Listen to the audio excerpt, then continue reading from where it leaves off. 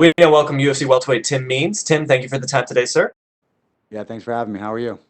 I'm good, thank you. We will take the first set of questions from Gabriel Gonzalez with Caveside Press. Hello, Tim. How are you? I'm good. How are you? I'm doing very well, thank you. So can you just walk us through getting the call up to take the fight with Mike Perry? Yeah, I was already getting ready for the November 14th card. They had offered me an opponent for that card, and then about a week had went by, and we hadn't heard anything from the UFC or the other opponent, and then we got a contract with Mike Perry's name on it. A lot of people are going to be bringing this up. He's bringing his girlfriend and just his, everyday buddy to be in his corner. I mean, as his opponent who's been getting ready and doing everything, how do you feel about him doing that? That's not my business. My business is to be ready on my own end and go from there. For yourself, I mean, as a fighter, what do you most want to show in a fight like this? We know that everyone's expecting a banger, but what do you most want to show as a martial artist? I want to show just getting my hand raised, being well-rounded, and sticking to the game plan, staying focused, and like I said, just getting my hand raised. In your mind, what's a perfect fight against Mike Perry look like? A knockout in 8 seconds. Thank you. Good luck. Thank you. We will take the next set of questions from Cote Cruz with the Four to Win podcast. Hi, Tim. Do you hear me? Yeah, I can hear you. How you doing, sir? Good to talk to you. How are you? I'm doing fantastic. Thank you for being here with us today. I would like to know how was that you took the fight on short notice? Did the UFC offer it to you? Did you ask for it? They offered me the fight. I'll schedule to fight somebody else in November or the 14th of November. And then we got a contract with Mike Perry's name on it. So we signed that one, and here we are. So, what's your opinion on Mike Perry? How do you see this fight going on? My opinion is he has a lot of heart. He's very durable, and he's a strong guy. So I have to make his big punches miss and pick him apart from the outside and get a finish later in this fight. Fair enough. You have 16 years of career, more than 20 UFC fights. How would you describe the experience of being in the most important promotion in the world and proving yourself against the most dangerous fighters? It's awesome to work with the UFC. I've gotten to know the employees very well, and they take great care of us when we're here at the shows. Even have employees that reach out and check on us the next day after fights and make sure that we're good. I couldn't be happier to work with the UFC.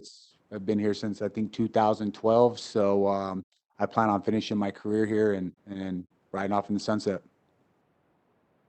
You're 36 years old now. What's the motivation behind every training for you to keep pushing to be the best? The motivation is a paycheck. I get to put clothes on my kids' back, and I get to pay my light bill and keep the heat and electricity on. So making money and putting it in my bank account is the most important part of this. How long would you expect to continue to compete in MMA?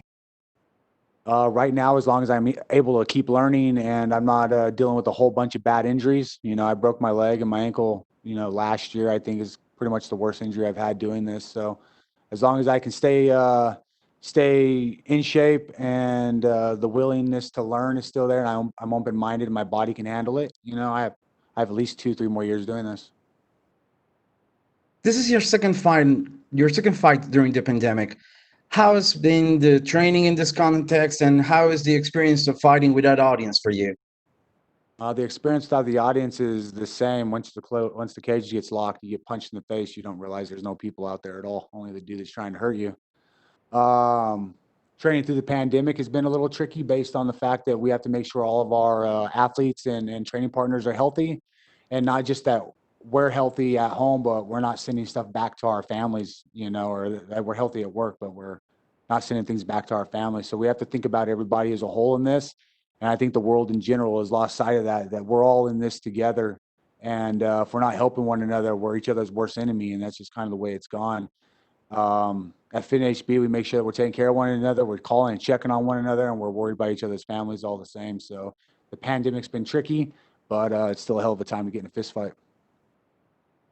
You've been through a lot of complicated experiences in your life, but MMA changed your life, and you've expressed to be an example, to wanted to be an example for your family, your community. How would you describe MMA and those and what it brings to those who practice it. What kind of advice would you give to those who are in similar situations that you went through? Martial arts saved my life, and it gave me a way to vent my frustrations and my anger.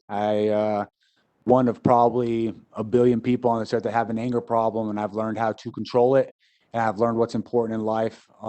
Exercise helps me vent, like I said, and being a martial artist at the highest level of mixed martial arts has been very rewarding. Thank you so much for your time, Tim. Best of luck on your fight. I appreciate your time. Thank you. Thank you. We will take the next set of questions from Damon Martin with MMA Fighting. Hey Tim, throughout your career, you've kind of built this reputation of, whenever you fight, people want to watch. They know when Tim Means fights, it's going to be a Tim Means fight. What does it mean that you've kind of built that reputation in the sport with fans, with journalists, with other fighters? Like, what does it mean to you to have that kind of reputation? It shows the hard work pays off, but I think it just comes more from the trailer park. I got that redneck in my family that we show up to fight. If we're not throwing turkey legs at each other at dinner on Thanksgiving, we're not having a good damn time. So, I'm excited to, I'm excited to know that people like to tune in when I fight. I work hard in the gym so I can go out there and get after it. So are you telling us after this fight next week, you're going to be throwing some turkey legs? Is that what you're telling us? I'm going to be trying to catch turkey legs because this is the first time in 11 years that I won't have to cut weight on either Thanksgiving or Christmas. So I'm going to be trying to catch all the damn food I can next week. Tim, you fought all kinds of fighters in the UFC, wrestlers, jiu-jitsu fighters, strikers, but there's certain matchups we see, kind of like when you fought Thiago Alves. You look at the matchup and you say, man, this is just, we don't even need to talk about it. This is just going to be a fight. Do you get up for fights like the Mike Perry one, knowing that everyone's kind of watching this, saying, man, this is going to be a crazy one? Yes. What I like about this matchup is Perry's the guy I don't have to go find. He's going to come meet me in the middle. He's going to try to hurt me. And that in itself is terrifying and exciting all at the same time. And it comes with a whole bunch of rewards if you can finish a guy like this. Ultimately, you're going into the fight worried about yourself, but I think we all kind of know Mike Perry is, I don't know a better word to say it, kind of a colorful character. He talks a lot. He says kind of some crazy things. How much do you pay attention? Like, do you laugh at Mike Perry? Do you enjoy Mike Perry, like, outside the cage? What you get off camera or on camera is what you get off camera. So I can absolutely respect that about Mike. It's original and he's just being him. I've talked to him a few times. He cracks me up. He runs his mouth a lot. He likes to get in your head by running his mouth, and he's a bully. And the way you beat a bully is by breaking him. And I'm excited for that, to have that opportunity on Saturday night. Is there a part of you that not that you need it, but you kind of relish that opportunity, kind of, to kind of, what do they say, punch a bully in the mouth?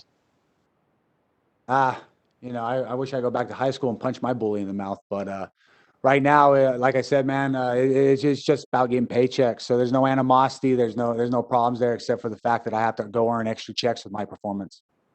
Last one for me. I know you can't predict exactly how a fight's going to play out, but we know that you have been, a pretty dynamic finisher throughout your career. And there's sometimes you just, you can go out there and have a great fight. You just can't quite put the guy away, or maybe the guy doesn't want to actually engage with you. But when you look at Mike Perry, you look at this fight, do you just feel like when it's all over, you're going to be going home with a $50,000 bonus? Yeah, the styles make matchups, so they make great fights. And these two styles, they meet in the middle, and it's just going to turn heads. It's going to be fireworks. Thanks, Tim. Thank you. Thank you so much, Tim. That is all the questions we had for you, sir. Awesome. Thank you.